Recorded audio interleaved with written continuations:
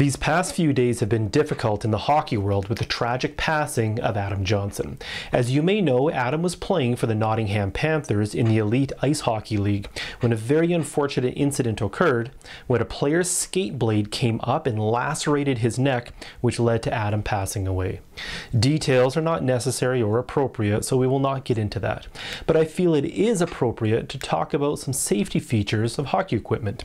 And at the end, I will share a personal story that I experienced when I sustained a hockey injury, and I have a picture with that as well.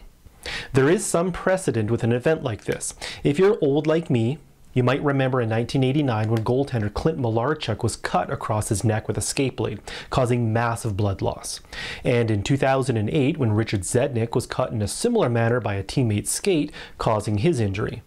So injuries like this have happened in the past. There are measures currently in place in most minor hockey leagues that do require all players to wear what is called a neck guard in order to protect against accidents like this.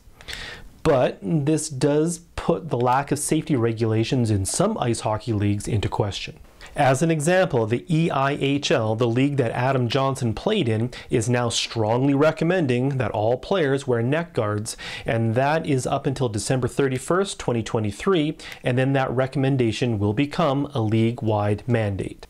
The same cannot be said about the National Hockey League. Now, yes, the NHL has publicly stated that they strongly recommend the use of neck guards, but they are not mandated. The NHL as a league cannot unilaterally change the requirements of the equipment worn whenever it feels like. Any mandatory change must be negotiated through the NHL and the NHL Players Association through their CBA or collective bargaining agreement. As a result, changes can be very slow to occur. If we take a look at the available options that are currently on the market for hockey neck guards, there are many different kinds with many different materials. Most neck guards are not a rigid fiber like a plastic or composite material. Most are actually quite bendable, or they feel like a heavy piece of clothing like a headband that goes around your neck. Typically, they are attached at the back with Velcro and really do not limit the range of motion for the player's neck. There are different styles, some almost look like a bib, and that provides a little bit more coverage and protection around your clavicle area. And others are more like a headband that simply wrap around your neck area. In community hockey leagues, neck protection is mandated pretty much across the board for both hockey and for ringette. I've heard stories from hockey parents about how the rules pertaining to the wearing and proper usage of neck guards is impressive and are typically well enforced. Of course, your neck is home to some major vascular structures with fairly superficial arteries and veins that can be exposed to trauma.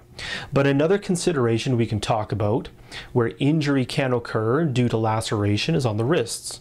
Wrist guards do exist in hockey in order to protect the exposed area in your lower forearm and wrist area.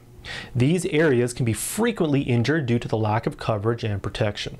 Years ago, hockey gloves were longer and actually extended up a portion of your distal forearm, but times have changed and gloves are now much shorter in order to allow for greater range of motion in your wrists. With shorter gloves comes susceptibility from slashes from sticks, blocking shots, and having the puck hit that area. And of course, even skate blades can all cause injury to your wrist areas. Wrist guards are much less common than neck guards and to my knowledge are not mandated in most leagues. On a personal note, it was almost 13 years ago that I was playing ball hockey and an errant high stick struck me in the face. It was actually a follow-through from a shot, but the stick came up high enough and caught me right across the chin. Now, I know this is absolutely nothing compared to a skate blade to the neck area, but the high stick did cut me open and it required 18 sutures to close my chin. Since that incident, I now wear a helmet with a full cage. Every time.